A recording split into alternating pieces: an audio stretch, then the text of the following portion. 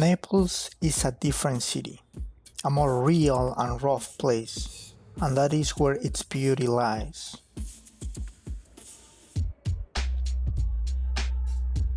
The Napolitan streets are full of graffiti, and there are clotheslines coming out of every window of the poorly painted houses. You walk through narrow alleys with walls covered in posters and stickers. It is a busy and noisy city. There are many beggars and areas controlled by the Camorra, a group of organized criminals. There is something that is worth any risk: the coffee. Jordan Schlansky recommended Gambrinus coffee, and he was correct. Having a coffee here is the best way for you to start your day.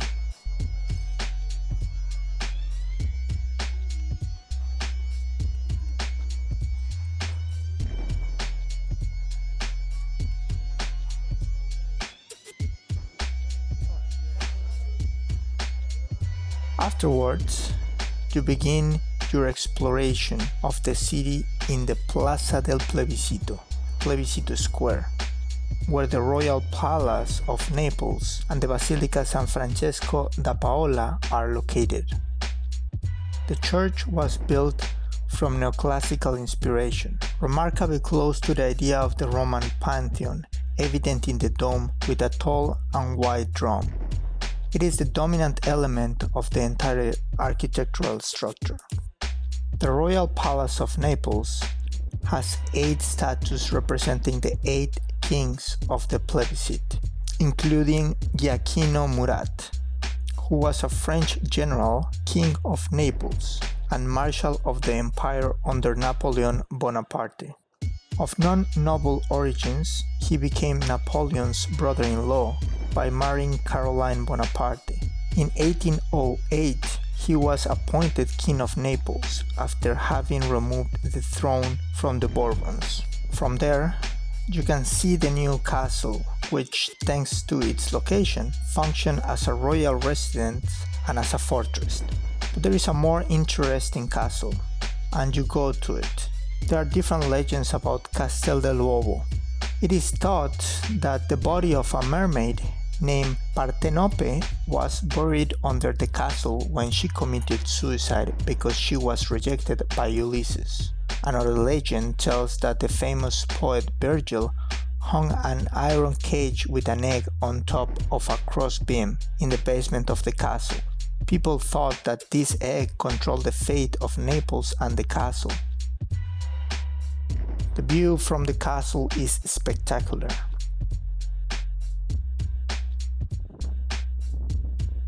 This time you decide to spend more time just admiring the city, feeling it.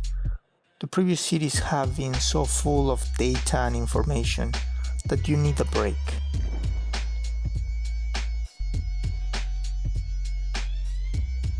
You go to the Villa Comunale, an extensive park by the sea with fountains, monuments, French-style gardens, and even an aquarium. You spend your time sitting on the benches, admiring the beauty of the place and reflecting.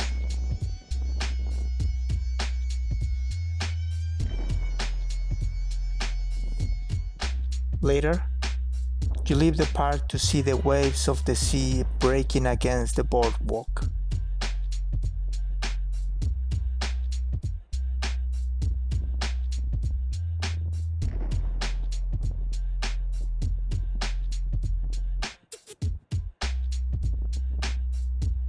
You start walking in the direction of the Piazza dei Martini, with a monument formed by a column dedicated to the Napolitans who sacrificed themselves for freedom during the Partenopean history. And that is why, at the base of the monument, there are 4 lions that represent the martyrs of various times. In the center, you enter to the Basilica of Santa Clara, a 14th century religious complex with a huge church, cloisters covered in majolica tiles, and a museum. But it is only a momentary stop. Your interest is focused on another church, that of the Gesù Nuovo. Secrets and legends are hidden within its walls and attract tourists from every part of the world. A mystery that has remained unsolved until now concerns its facade, which is made of several pyramids of Piperno rock with symbols on them. Many people assume that these symbols belong to different Masonic lodges, while others assume that they simply indicated the Piperno cellars from which the small pyramids came. But in reality, they are musical notes.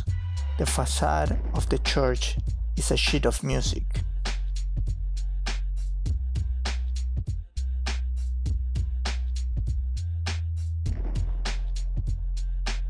When you leave, you walk towards another park where you hope to have a better view of the city, Villa Floridiana, where there is an old garden at the historic residence of the Duchess of Floridia that has been converted into a wooden retreat away from the bustle of the city.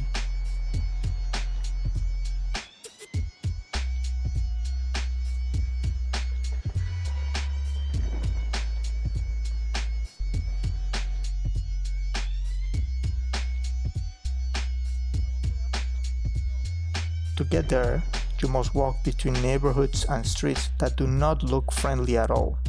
For most. For you, it is an improvement compared to some of the Mexican neighborhoods where you have lived.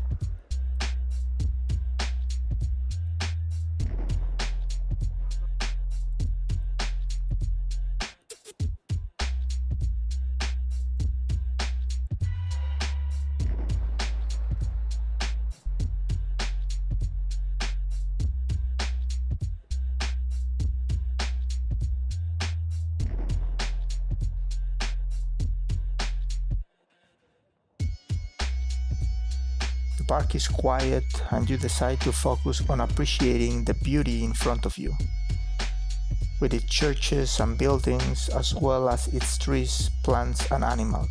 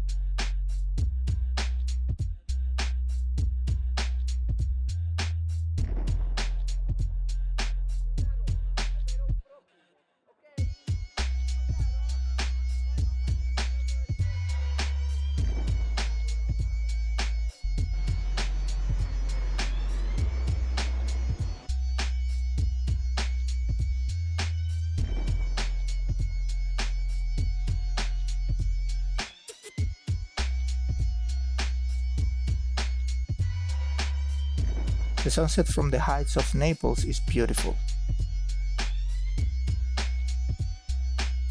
But eventually, you have to go down. In the morning, you must go to Pompeii.